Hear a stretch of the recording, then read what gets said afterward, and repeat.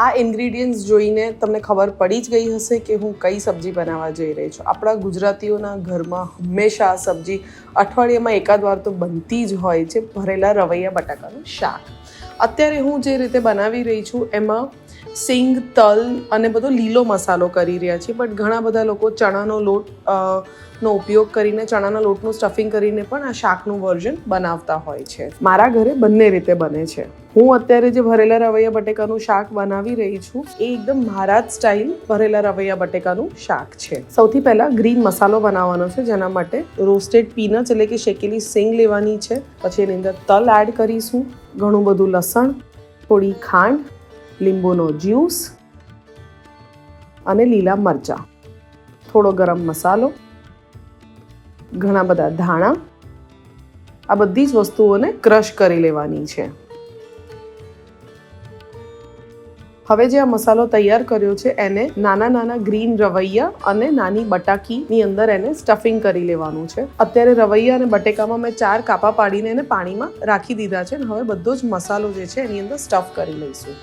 જ્યારે આપણે ચણાના લોટવાળું શાક બનાવતા હોઈએ ત્યારે ઘણા બધા લોકો જે નાના બ્લેક કલરના જે રવૈયા આવતા હોય છે, લાઈક નાના રીંગણા જેને કહીએ, એનો પણ ઉપયોગ કરતા હોય છે.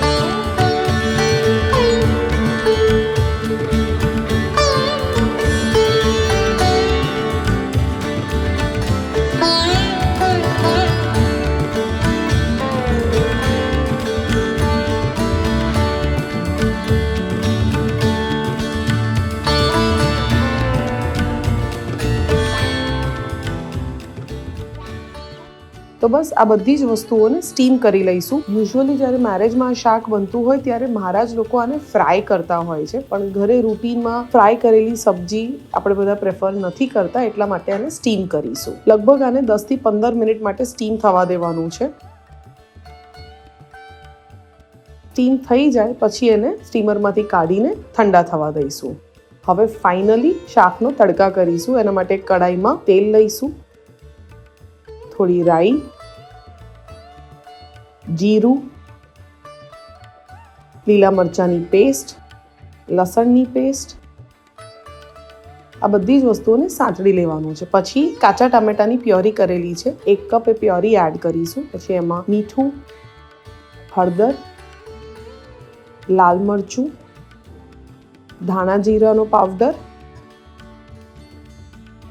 બધા જ મસાલાને ધીમા ગેસ પર થોડીક વાર માટે ચડવા દઈશું. પછી જે મસાલો આપણે રેડી કર્યો તો સ્ટફિંગ માટે, એમાંથી થોડોક મસાલો રાખવાનો છે જે આપણે આ ગ્રેવીમાં એડ કરીશું, જેથી કરીને ગ્રેવીમાં સરસ થિકનેસ આવશે. હવે ઢાંકીને તેલ છૂટું પડે ત્યાં સુધી આ ગ્રેવીને કૂક થવા દેવાની છે. તમે જોઈ શકો છો કે સરસ તેલ છૂટું પડી ગયું છે. હવે જે સ્ટીમ કરેલા રવૈયા અને બટેકા હતા એને એડ કરીને એને ધીમા ગેસ પર થોડીક વાર માટે ચડવા દઈશું. અને બસ લાસ્ટમાં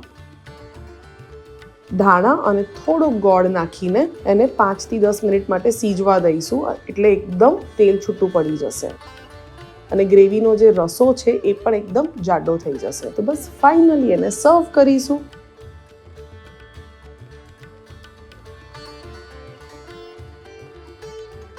તમે આ શાકને રોટલી સાથે, રોટલા સાથે, ભાખરી સાથે, કસાની પણ સાથે એન્જોય કરી શકો છો. તમને આ રેસીપી કેવી લાગી એ મને જરૂરથી કમેન્ટ બોક્સમાં બતાવજો.